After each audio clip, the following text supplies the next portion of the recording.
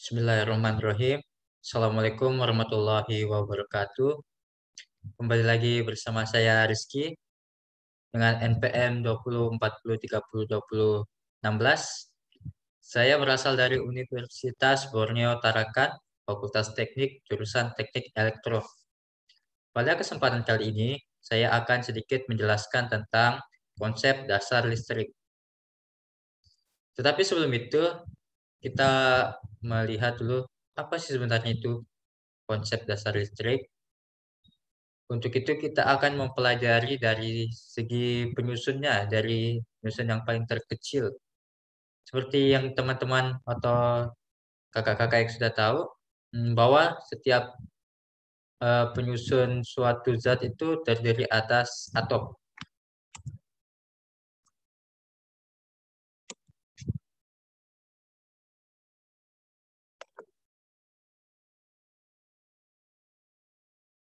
Ini dia, atom. Eh, Atom merupakan unit terkecil penyusun suatu zat. Jadi di setiap suatu benda itu pasti akan terdiri atas atom, yaitu merupakan unit terkecil penyusun suatu zat. Lalu, partikel penyusunnya terdiri atas proton, elektron, dan neutron. Yang proton itu bernilai positif, neutron bernilai netral, yang berada pada satu tempat yang bernama nukleus atau inti atom, dan neutron, ini dapat kita lihat neutron. Neutron yang bernilai netral, dan elektron yang berada di luar kulit inti atom itu bernilai negatif yang beredar mengelilingi inti atom. Jadi ini elektron apa namanya berputar atau berotasi terhadap nukleus yang terdiri atas atom proton dan neutron. Jadi kita ke selanjutnya, yaitu listrik statis. Nah, listrik statis terjadi oleh perpindahan elektron dari suatu benda ke benda lain karena adanya perbedaan muatan sehingga menyebabkan ketidakseimbangan muatan listrik pada benda. Di sini tertulis seperti itu, cara menjelaskannya seperti ada suatu benda yang bernilai, misalkan ini bernilai muatannya bernilai 10 dan ini bernilai 10. Ketika kita gosokkan, ini menyebabkan ketidakseimbangan sehingga ada yang neutronnya berkurang jadi 8 dan satunya bernilai 12. Jadi sehingga muncullah itu listrik statis. Listrik statis sesuai dengan namanya adalah listrik yang diam sementara pada suatu benda. Hal ini terjadi karena adanya gesekan pada benda. Listrik ini cenderung diam karena perpindahan elektron cenderung diam dari suatu benda ke benda lain. Listrik statis akan hilang ketika elektronnya sudah seimbang. Jadi ketika elektronnya itu kembali bernilai 10 kembali, jadi listrik ini akan menghilang. Jadi listrik ini bersifatnya sementara. Dan juga listrik statis terjadi ketika tanpa adanya sumber tegangan atau sumber daya seperti di tubuh kita ketika kita gosokkan penggaris atau sisir, itu terjadi perpindahan elektron, jadi sehingga dapat kita rasakan di rambut kita itu seperti tertarik. Nah, ini contoh penerapannya dalam kehidupan sehari-hari yang dapat kita lihat. Ketika listrik ini contohnya penggaris, kita gosok-gosokkan pada rambut akan bernilai muatan negatif. Lalu potongan kertas yang kita potong jadi kecil sekali, itu bermuatan netral dan positif. Maka kertas akan tertarik, dapat kita biasa kita pas SMA itu kan kita coba, jadi tertarik sedikit dia seperti gaya mirip-mirip gaya magnet. Jadi paku itu mirip-mirip tertarik, ya, seperti itu contohnya. Dan ini juga ketika kita menggosokkan balon di rambut kita, kita merasa rambut kita akan ikut tertarik, dan juga sisir, penggaris, ya percobaan-percobaan sederhana yang dapat kita lakukan untuk membuktikan bahwa eh, listrik statis itu bisa terjadi ketika tanpa adanya sumber tegangan atau sumber daya. Untuk selanjutnya, ketika kita sudah membicarakan listrik statis atau listrik diam atau listrik sementara, kita akan melanjutkan tentang listrik dinamis. Listrik dinamis adalah aliran berpartikel bermuatan dalam bentuk arus yang dapat menghasilkan energi listrik. Listrik dinamis adalah listrik yang bergerak karena adanya beda potensial. Beda potensial mengalir dari berpotensial tinggi ke beda potensial rendah pada suatu benda di rangkaian tertutup. Maaf, pada suatu rangkaian tertutup. Jadi untuk menganalogikannya, listrik dinamis itu seperti ini, seperti yang digambar lingkaran ini ada. Kita pen dulu.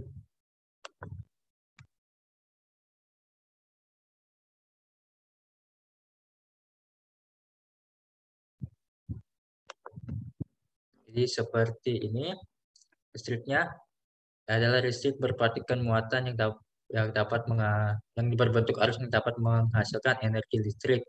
Lalu listrik dinamis adalah listrik yang bergerak karena adanya beda potensial. Beda potensial itu pada benda yang mengalir dari potensial tinggi ke beda potensial rendah. Biasanya beda potensial itu kita sebut dengan tegangan. Ya, ini beda potensialnya.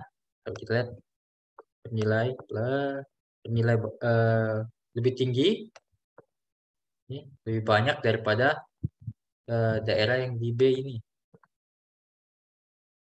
Sehingga benda ini jika kita hubungkan pada rangkaian tertutup, jika kita sambungkan lagi ini dengan suatu medan penghantar ini, harusnya ini akan mengalir, beda potensialnya ini akan mengalir dari yang tinggi ke rendah, mirip analogi air. Jika kita melihat lagi, kita analogikan seperti analogi air, yaitu air kan mengalir dari tempat rendah ke tempat tinggi. Nah, begitu pula dengan listrik.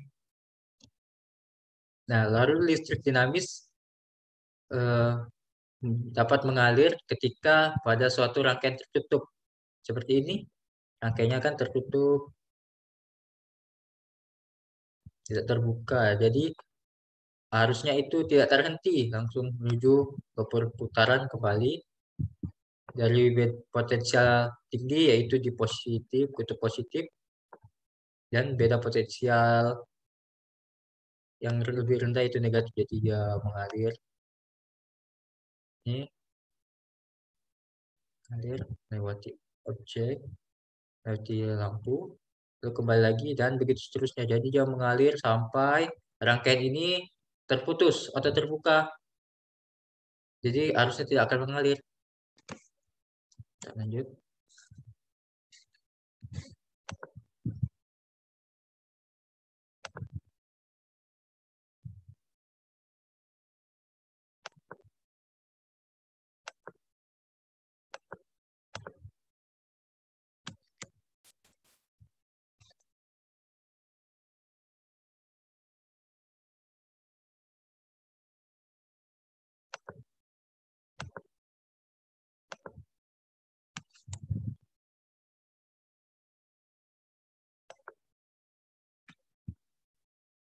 Nah, kita lanjut ke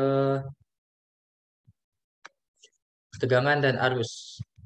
Tegangan dapat kita atau bahasa Inggrisnya disebut voltage, adalah ukuran beda potensial antara dua titik yang dapat mendorong elektron untuk bergerak. Yang selanjutnya, muatan listrik terjadi karena adanya beda potensial atau tegangan.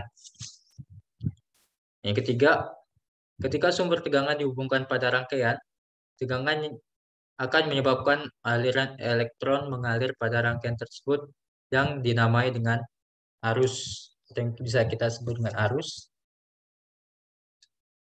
Proses perpindahan elektron ini dapat kita kenal sebagai listrik.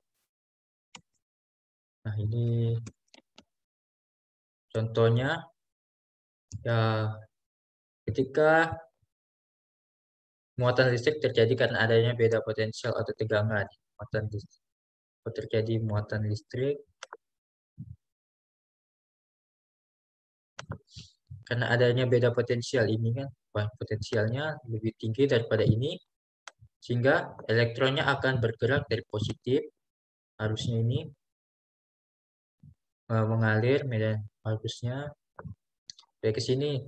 Tetapi medan elektronnya itu bersifat sebaliknya, itu dari negatif, dari kutub negatif itu kembali lagi ke positif. Jadi bolak-balik lah, dapat kita katakan bolak-balik sehingga suatu benda itu menjadi balance atau seimbang. Nah, dan juga kita dapat menganalogikan seperti analogi air, yaitu ketika tegangan atau beda potensial itu yang bernilai lebih tinggi atau lebih besar kan berada di puncak itu seperti ini, dan beda potensial yang lebih rendah yang berada di bawah, dan kita katakan seperti ini. Ketika ini kita anggap ini sebagai profil, ya, yang ini penghantarnya kita analogikan sebagai pipa. Jadi ketika profil ini kita isi air atau tegak arus listrik kan, itu mengalir dari tempat yang lebih rendah, mengalir langsung dia turun ke beda potensial yang lebih rendah, mirip seperti ini. Eh, Jika kita analogikan, tetapi ini hanya terjadi ketika pada rangkaian tertutup seperti ini. Tetapi untuk analogikannya kita analogikan seperti profil lah di dekat-dekat rumah kita yang sehari-hari dapat kita lihat.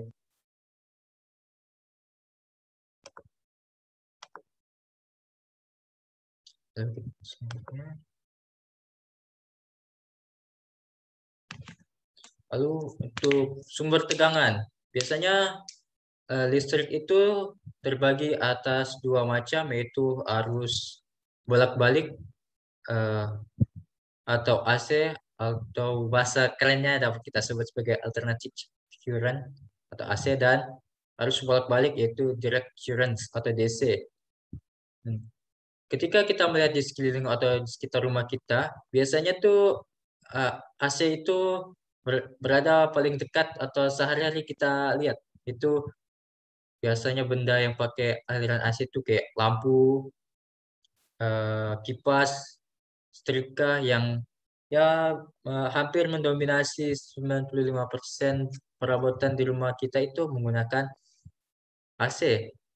Dan kalau 5%-nya itu menggunakan DC, yaitu atau arus bolak-balik, maaf, arus arah. Seperti remote TV atau remote TV jadul kan menggunakan baterai eh, itu sebenarnya menggunakan sumber tegangan searah, atau robot-robotan yang menggunakan baterai, atau kita biasa motor kita menggunakan aki ketika kita starter itu menggunakan arus searah. Nah, seperti yang saya jelaskan tadi, sumber tegangan terdiri atas dua macam, yaitu alternatif current atau AC dan direct current atau DC. Lalu, AC merupakan sumber tegangan bolak-balik. Contoh pada kehidupan itu sumbernya yang menghasilkan yaitu seperti genset ketika mati lampu, kita menggunakan genset atau dinamo sepeda, yang biasa orang-orang tua kita dulu menggunakan sepeda ontel itu biasanya menggunakan dinamo sepeda. Jadi ketika makin kencang kita mengayuh sepeda, maka arus yang dihasilkan akan semakin besar. Jadi lampu yang sepeda itu akan menjadi lebih terang. Dan dapat kita ketahui yaitu arus PLN yang memasuki rumah-rumah kita. Eh, Rumah-rumah kita itu menggunakan kan arus PLN itu menggunakan gardu. Gardu itu harusnya AC. Jadi kita terhubung dengan arus AC yang disebarkan oleh PLN. Dan DC merupakan sumber tegangan searah, contohnya aki, panel surya juga, dan baterai. Nah, ini dia alternatif current atau AC arus bolak-balik dan direct current atau DC atau arus arah. Dapat kita lihat di sini.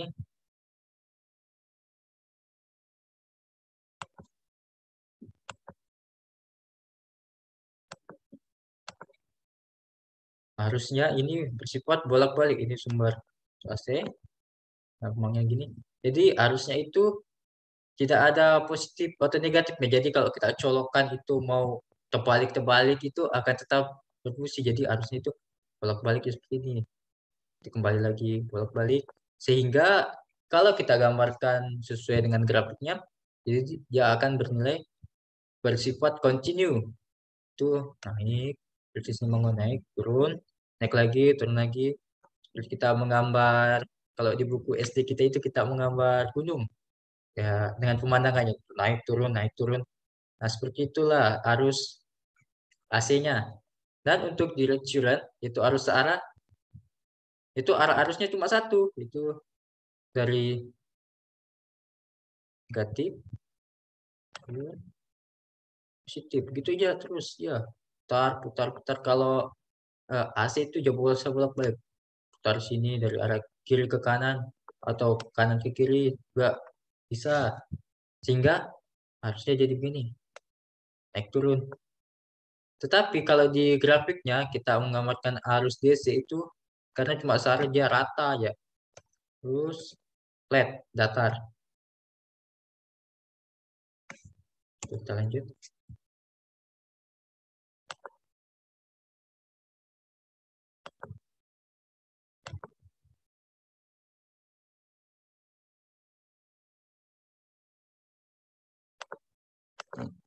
Oh, selanjutnya untuk simbol komponen dan simbol komponen sumber tegangan. Dapat kita lihat sumber tegangan ini.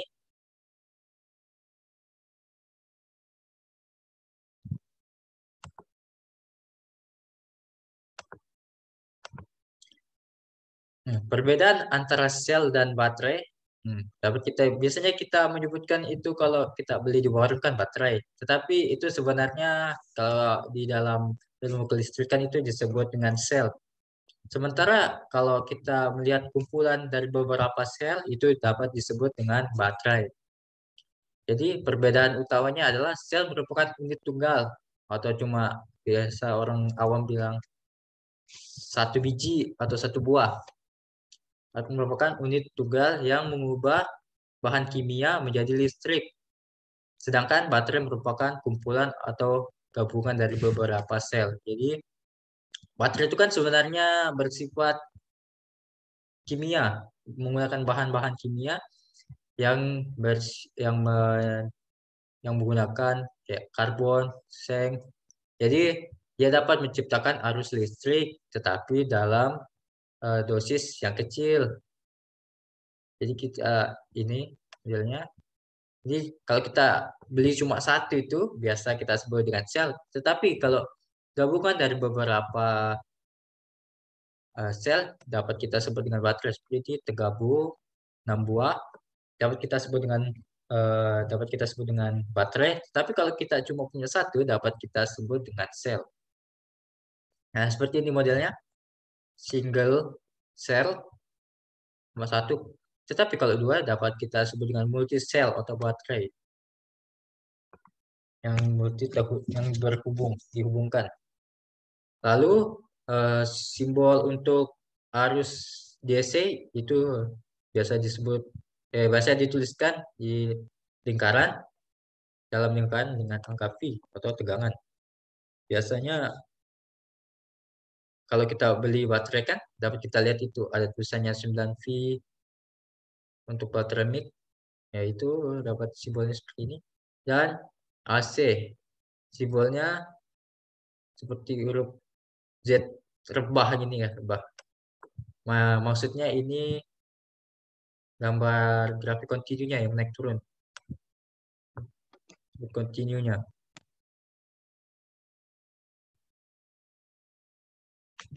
Lalu kita lanjut sebentar.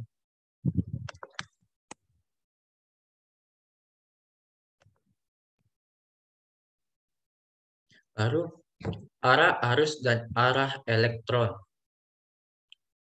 Arus listrik hanya bisa mengalir ketika pada suatu rangkaian tertutup.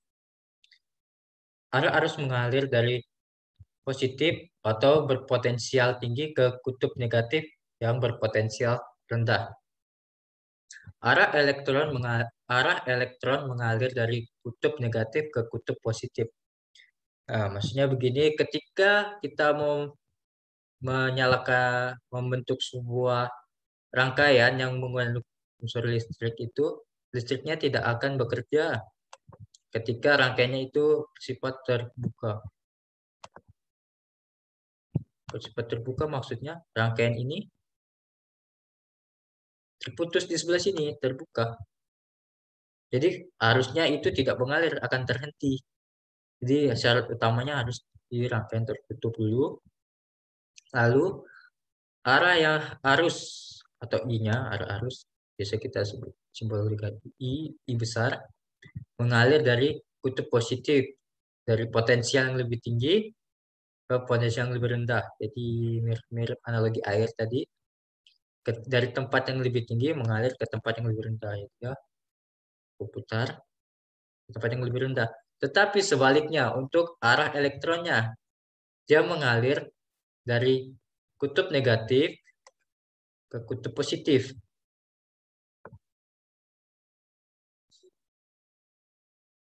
Dari sini elektronnya, elektron, nilai negatif kan. Yang kita ketahui di penjelasan atom tadi, elektron negatif,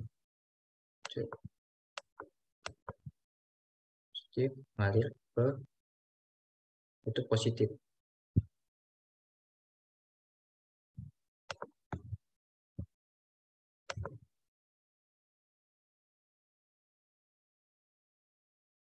Nah, kita selanjutnya melaju ke rangkaian listrik.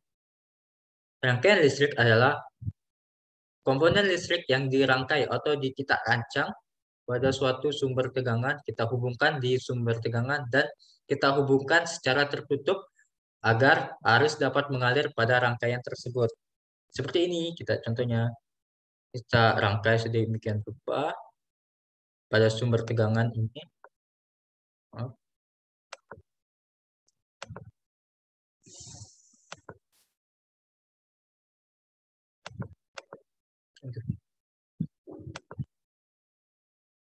Setnya berganti sendiri.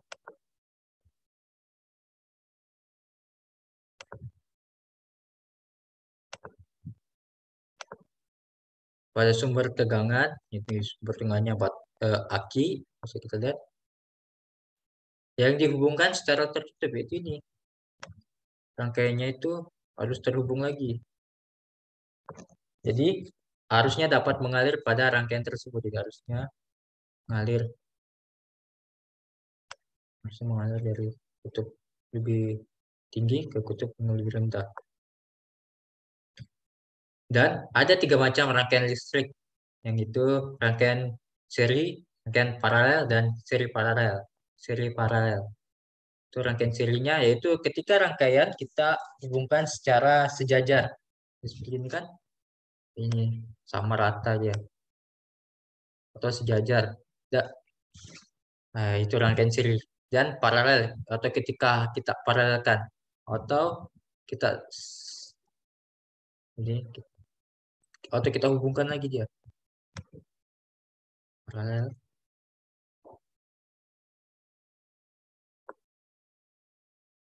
Kita paralelkan.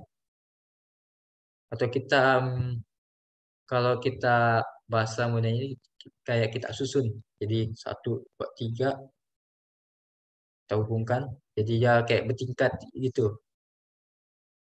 Kita hubungkan.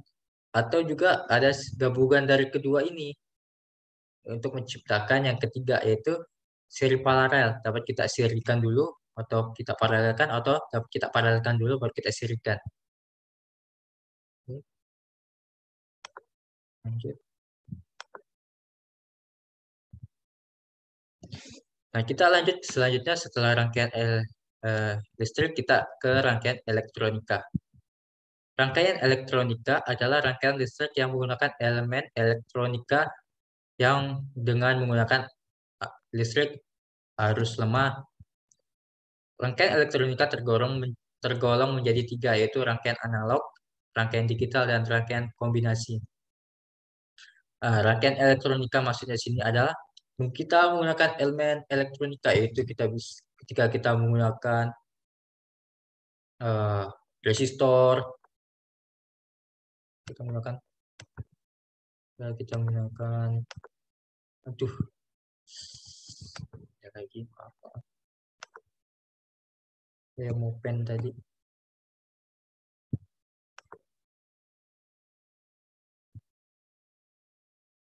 Kita menggunakan resistor, biasa resistor itu juga standar R. Ini kita menggunakan sumber arus dan sumber tegangan. Ini rangkaian elektronika. Biasanya rangkaian elektronika itu menggunakan arus lemah eh, dalam satuan miliampere. Kenapa? Supaya kita menjaga ini rangkaian elemen elektronikanya agar awet. Ketika kita berikan tegangan yang besar, biasanya itu akan rusak atau meledak karena tegangannya terlalu, ya maaf, karena arusnya terlalu besar, jadi panas yang meledak dan rusak. Jadi kita tidak dapat menggunakan lagi untuk menjaga kesehatannya, makanya kita menggunakan arus lemah ya, agar umurnya juga panjang dan dapat kita gunakan lebih lama. Lalu rangkaian elektronika tergolong menjadi tiga, yaitu rangkaian analog, rangkaian digital, dan rangkaian kombinasi. Maksudnya ketika kita menggunakan suatu rangkaian, biasanya sinyalnya itu terkirim dalam bentuk eh, analog atau kontinu ya, biasa bersifat seperti eh, arus bolak-balik tadi. Seperti begini nih, sinyal rangkaiannya, sinyalnya juga bentuknya seperti ini, naik turun. Serta rangkaian digital biasanya berbentuk ini satu, satu, satu sinyalnya. Atau eh, rangkaian kombinasinya menggunakan keduanya. Pertama ya, rangkaiannya menerima sinyal digital, lalu diubah menjadi sinyal analog lagi. Seperti itu. Lalu kita ke slide selanjutnya. Nah, resistance atau tahanan. Resistor adalah tahanan yang adalah ukuran perlawanan terhadap arus listrik. Resistivitas atau tahanan jenis atau roh merupakan kemampuan suatu bahan untuk menghambat arus listrik. Nah, ini seperti ini ketika kita menggunakan mana tadi pennya?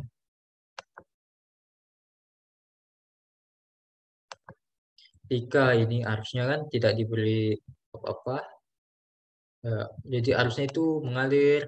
Misalnya ini arusnya 1 miliampere, ya akan mengalir terus 1 miliampere. Tapi ketika kita berikan tahanan atau hambatan, ini, jadi airnya itu akan menghambat jadi kecil dan mengalir lagi. Tidak sekencang ini. Biasanya misalnya ini 1 miliampere kita beri arus, biasanya ketika tahanannya itu bernilai lebih besar, maka harusnya yang bisa keluar seperti 0,5 miliampere. Jadi arusnya itu ditahan atau diperkecil. Seperti ini. Penyempitan kalau di dalam pipa itu pipanya menjadi lebih sempit. Lalu kita ke page selanjutnya. Nah, ini dia resistor. Resistor adalah komponen elektronika pasif yang berfungsi untuk menghambat arus listrik. Kenapa dikatakan pasif? Ya, karena kerjanya begitu-gitu aja, tidak bergerak, ya, dia akan bernilai tetap. Kalau biasa di sekolah itu kan orangnya pasif, ya itu kurang ada pergerakan dia,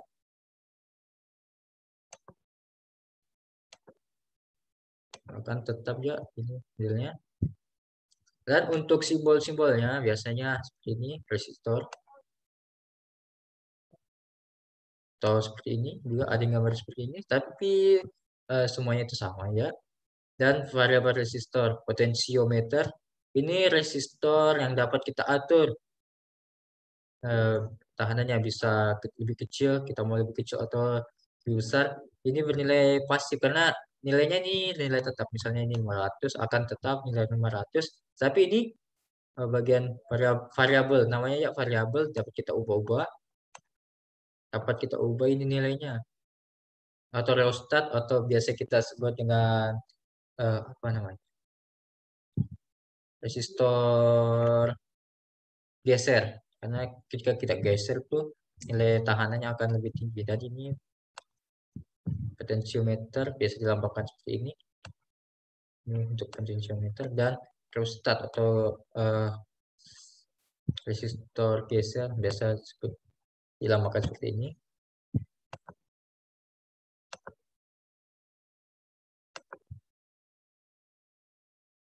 Lalu, nah ini dia yang biasa hampir kita dengar di kehidupan sehari-hari juga, short circuit. Short circuit atau rangkaian terhubung pendek adalah rangkaian listrik yang tidak memiliki hambatan terhadap aliran elektron. Sirkuit pendek sangat berbahaya karena sumber daya tegangan tinggi dapat mengakibatkan arus yang tinggi sehingga menyebabkan energi panas dalam jumlah yang besar. Hubung singkat atau biasa kita kenal di sehari-hari itu konslet, dapat terjadi secara tidak sengaja ketika kabel itu terhubung pada beda tegangan yang berbeda. Misalnya kabel sebelah terkelupas itu kan bersentuhan. Nah, itu sumber dayanya dapat menyebabkan panas sehingga dapat menyebabkan api. Seperti ini Ana di gambar.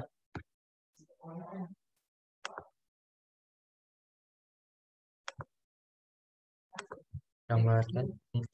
Misalnya si kabelnya terkelupas. Karena kabel biru ini terkelupas dan kabel merah juga terkelupas sehingga kabel ini tersentuh dan terbakar karena panas.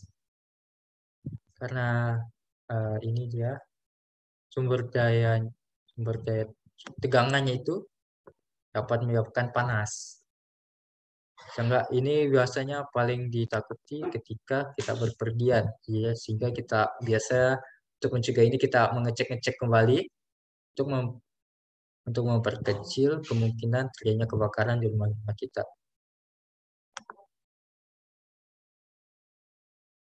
Nah, mungkin itu saja yang dapat saya sampaikan. Kurang lebihnya saya mohon maaf karena kesempurnaan itu hanya milik Tuhan dan kesalahan saya datangnya dari diri saya sendiri. Wabillahi taufiq wal hidayah. Wassalamualaikum warahmatullahi wabarakatuh.